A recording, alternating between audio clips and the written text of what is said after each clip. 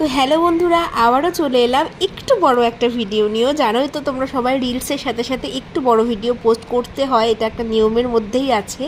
তো বড় বলতে 2-2.5 মিনিটের একটু ভিডিও, ধৈর্য ধরে সবাই একটু দেখো, আশা করি শেষ পর্যন্ত দেখলে ভালো লাগবে।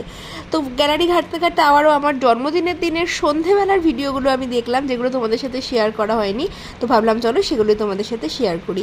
তো প্রথমে দেখতে পাচ্ছি এখানে সব মায়েদেরকে নিয়ে আমি একদম সাজিয়ে গুছিয়ে বসে পড়েছি, এখানে ফটো সেশন চলছে।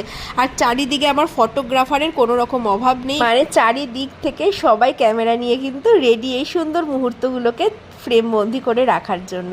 তো যাই হোক, এখানে দেখো কেক কাটিং শুরু হয়ে গেছে। কেক কাটিংয়ের সময়ও সবাই কতটা আনন্দ করছে তোমরা দেখতেই পাচ্ছ, যেহেতু ব্যাকগ্রাউন্ডে একটা গান চলছিল, তো সেই জন্য সবাই একদম আনন্দে মোটামুটি মেতে উঠেছিল। আর এই ছোট্ট ছোট্ট সুন্দর মুহূর্তগুলোকে এই কারণেই পোস্ট করে রাখি যে গ্যালারিতে হয়তো এগুলো আমি সবসময় রাখতে পারবো না, কিন্তু কোনো একদিন হয়তো আমি ফেসবুক থেকে এই ভিডিওগুলো দেখতে পারবো, এই দিনগুলোকে দেখতে পারবো।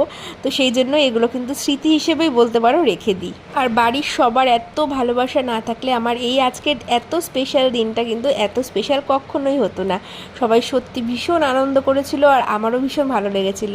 তো ওখানে দেখলে কেক খাওয়া দাওয়া হয়ে গেল, আর এখানে মা পায়েস রান্না করেছিল, জন্য সবাই আমাকে পায়েস খাইয়ে দিচ্ছে। আর অনেকেই ভাববে সবাইকে দেখতে পাচ্ছ, আমার বাবু কোথায়? আমার বাবুও আছে না, যে আমাকে পায়েস খাওয়াতে এসেছে। দেখো এখন এই যে বাবা চলে এসেছে পায়েস খাওয়ানোর জন্য।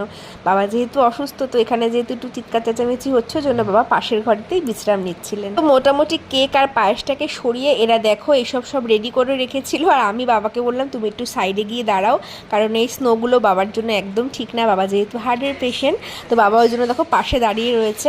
এই সব কিছুর পর একটা ঘরের অবস্থা কি হতে পারে তোমরাই ভেবে নাও। আর এই হচ্ছে আমার ঘরের অবস্থা। আমার যে কত সময় লেগেছে এগুলো পরিষ্কার করতে তোমাদেরকে কি বলবো।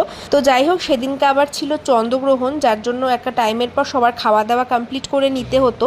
যদিও আমরা গ্রহণ ছাড়ার পর মানে 1:30টার পরে খেয়েছিলাম, যেহেতু বাবা মা চলে যাবে ওই জন্য দেখো বাবা মা খাওয়া দাওয়া করে নিয়েছে আর মারাও খাওয়া দাওয়া করে নিয়েছে। তো এখানে বরমশাই আর অভি যাচ্ছে বাবা মাকে নামিয়ে দিয়ে আসতে। তো সারাটা দিন বাবা মা ছিল, ভীষণ ভালো কাটলো দিনটা। আর তোমাদের ভিডিওটা কেমন লাগলো অবশ্যই আমাকে কমেন্ট করে জানিও, আর সবাই আমাকে আশীর্বাদ করো আমি যেন বাড়ির সবাইকে নিয়ে এইভাবেই হাসি খুশি এবং মিলেমিশে থাকতে পারি।